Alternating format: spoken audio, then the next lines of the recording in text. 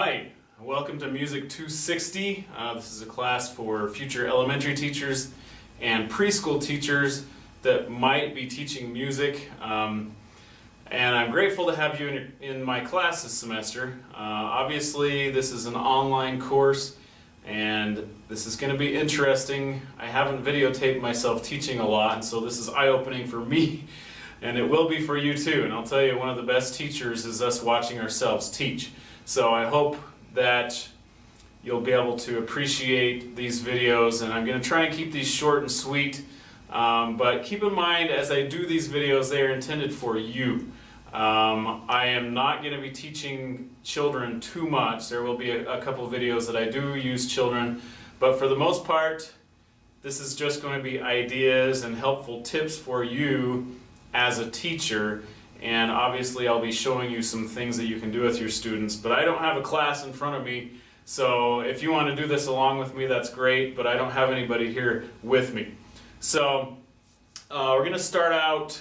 First of all, I want to talk a little bit about teaching children and sitting, and you'll probably deal with this a little bit in some of your other classes, but in music classes it's very important that children have space, and it's also very important that all children can see you very easily. And so a lot of times we'll have them sit in circles or semicircles, and that enables them to be able to see each other a little bit and also to see you as the instructor. And music classes tend to be very, very active. You want children to participate in them, and they're going to be doing things following your actions and imitating your actions in numerous different ways. So how you sit is important.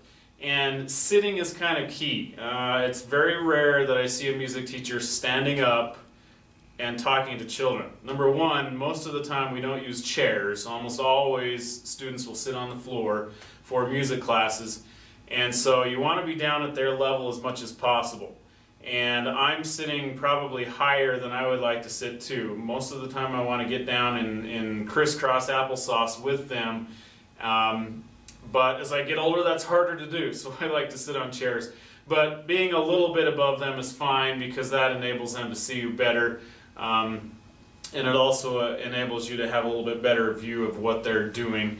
So I would recommend, sitting in semicircles. If you have to use rows because there's too many children or you don't have enough space, that'll work. Just make sure that there's space in between them so that when you're doing actions and active exercises that they're not hitting each other, because that can cause lots of discipline problems, and that's the worst thing we can do.